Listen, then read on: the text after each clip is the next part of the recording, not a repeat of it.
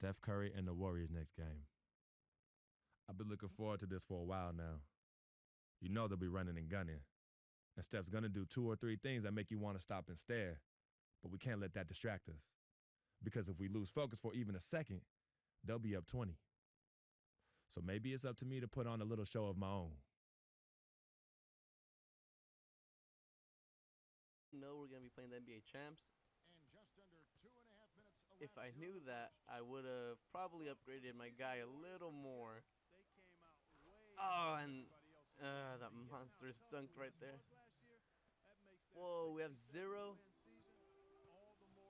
Alright, we gotta do something to change that.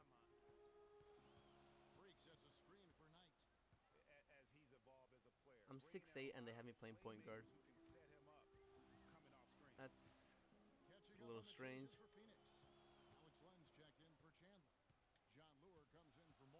Good pass. Ooh, maybe I can be point guard.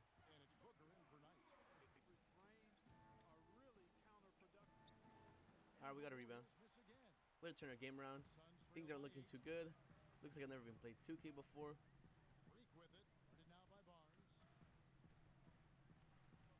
Oh my goodness. Oh, chase down block. Let's go, let's go.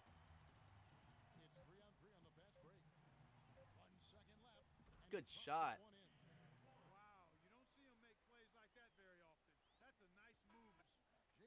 One thing I gotta update with my guy is give him more stamina because he's dying too early in the game, and make him faster because he can't keep up with these NBA players.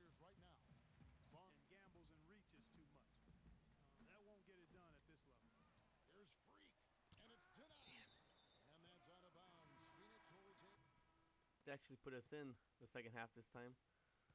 Oh, with the steal! Score, score! Ooh, last second assist. That's what I'm talking about.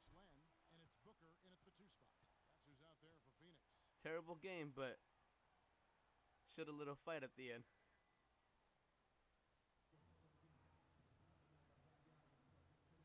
We got Iggy there just clapping it off. Alright, Iggy, we get it. You beat us.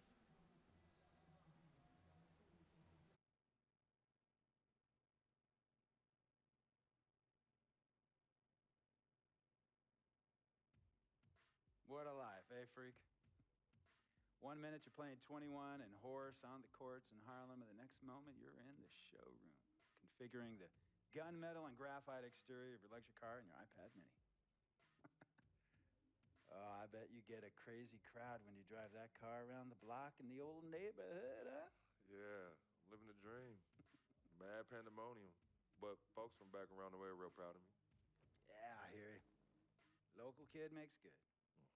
You know, it kind of reminds me of when I took my tech stock public and I rang the New York Stock Exchange bell, and my mom's friends called her up and said, "Maggie, is that your son on Bloomberg News this morning ringing the bell?" And my mom says, "Yes, sirree, Bob, it was him." That was a great moment, freak. And you know, our lives are like a pearl necklace of great moments, all strung together with the finest silk thread of memories. And we have to be very careful how we cultivate those pearls and we thread that necklace. Does this meeting by any chance have to do with Vic Van Leer?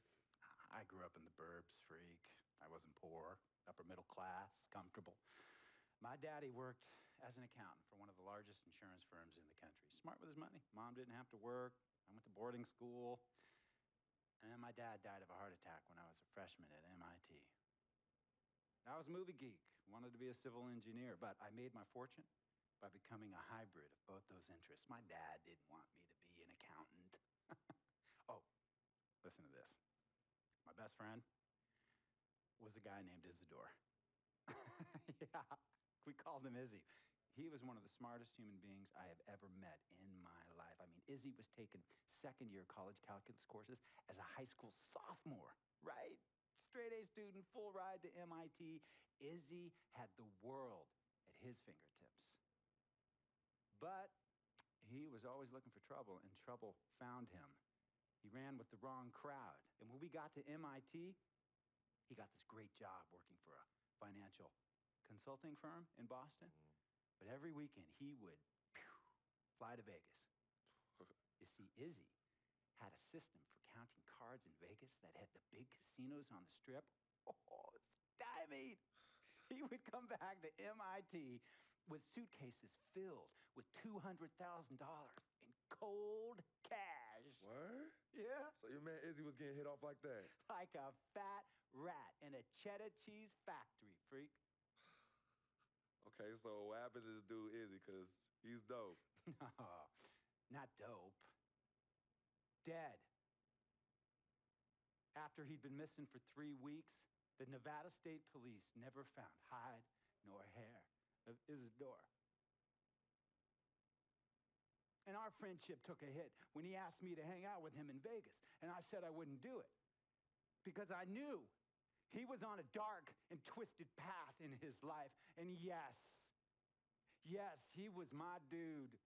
But no way was I going to throw my life away trying to show my loyalty to a guy who really and truly didn't understand what loyalty was all about. So this meeting is about Vic. Correctamente. Okay, well, sir, Vic isn't Izzy. And why's that, freak? Well, for one thing, you and your dead friend Izzy didn't grow up poor. Me and Vic grew up in a neighborhood where we had to look over our shoulder every 2 seconds to make sure nobody was going to walk up on us and rob us. True. Izzy and I did not grow up in the hood.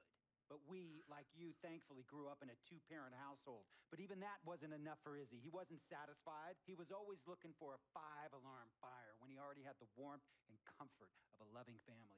This is not about class warfare, freak.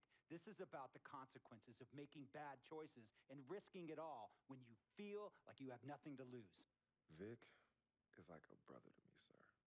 But you shouldn't be Brother Vic's keeper, freak. Would a brother go looking for trouble and put your career and your livelihood at risk by getting into fights at nightclubs and seedy after-hour joints and then scream to the media, "Yeah, it's all good, I'm an FOF, friendo freak. It's all misunderstanding. Y'all be haters, don't hate my game." I don't think a brother would do that to someone they really cared about, but a guy who looked at you like a meal ticket would. No. See, you don't understand Vic. Really? I don't understand. No.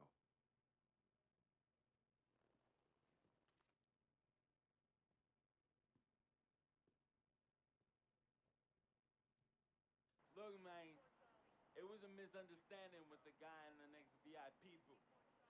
His honey started flirting with me. So naturally, I started flirting back.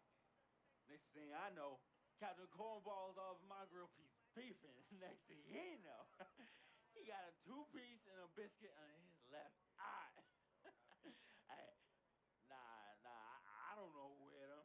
And it damn sure wasn't me. Hey, Captain Cornball's mad because I'm an FOF, friend of freak. Hey, but check this out, though. He needs to train that hottie before he leave the house, though. Yo, he's hotties ain't loyal, man. What's there to understand? Are you freaking blind? You know, I just want to know, how much did you pay your lawyers to make all this go away? Almost 100,000. Excuse me, son, I'm sorry, I couldn't hear you. I said I paid almost $100,000. Exactly. And if you keep riding shotgun with Vic, you're gonna go broke. Quick, fast, and in a hurry. Look, Vic is my friend, and I grew up with him. How many times I gotta tell you, sir? Freak, this is not a request. I am not asking you to do this. I am telling you to do this. And the first order of business is that Mr. Vic Van Leer is banned from traveling with you on the road. Vic is banned from the locker room. And Vic is banned from this arena. And if I catch this guy, Vic, in or anywhere near the facilities, Mr. Vic Van Leer will be arrested for trespassing. Are you serious, sir? Brother, I'm as serious as cancer. We all know that can be deadly. You know, when me and Vic were kids, playing summer tournaments at the Dome, we always imagined making it to the pros, right? And after the crowds left, just a street light was on the court, like 11:30, 12 midnight, even 1 in the morning sometimes. We used to practice player introductions, running on the court, giving dab, high-fiving the teammates. Vic, he would act as an announcer. introduced me and announced my name on a loudspeaker, and the Jumbotron would flash my image like a little guy dressed in long shorts and a jersey. And now, fresh off his 3-game, 62-point scoring streak, the youngest player to ever do so in NBA history, Frequency Vibrations.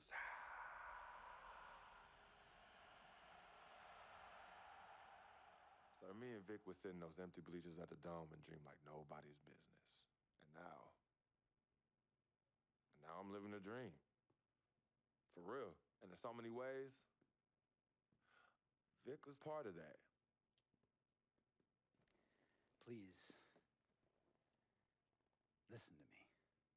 I mean, I know this guy's your dude from way back. Look, me and Vic go way back like the front seats of a 67 Cadillac. That's good. We go way back. Did you say front seats? Front seats of a 67 Cadillac. We go way back like the front seats of a 67 Cadillac. Well, Jiminy Crickets.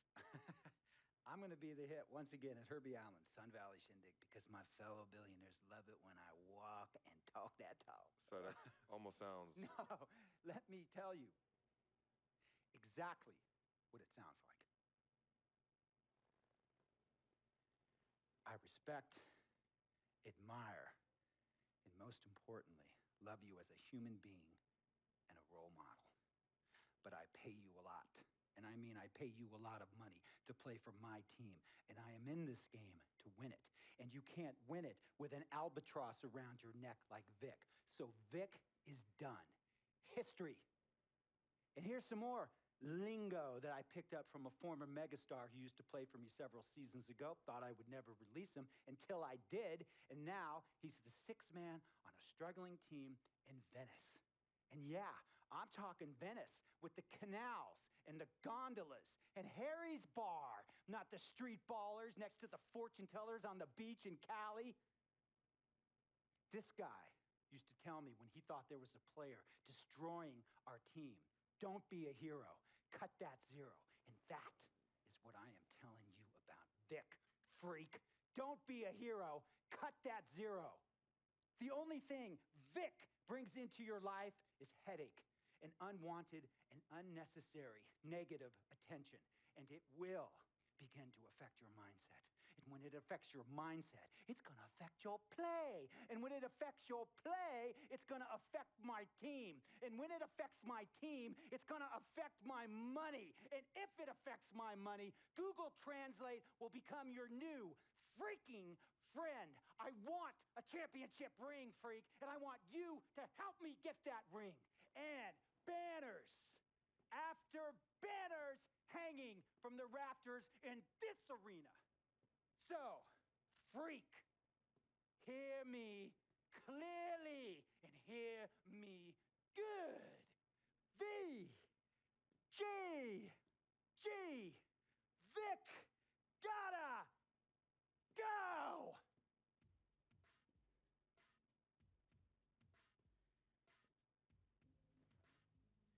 Handle your business. And remember, that contract you signed contains a morality clause, a very important clause that revolves around your conduct on and off the court, and how it can negatively impact my team. Now, I don't want you to have to learn Italian or Croatian as a second language. And hey, playing pro ball overseas, there's nothing wrong with that. But the arenas are nothing like this, nor will the money be the same. And on top of all of that, this is the US of A, the greatest freaking country in the world. Ask yourself, is Vic worth all that? Think about it. Think long, think wrong.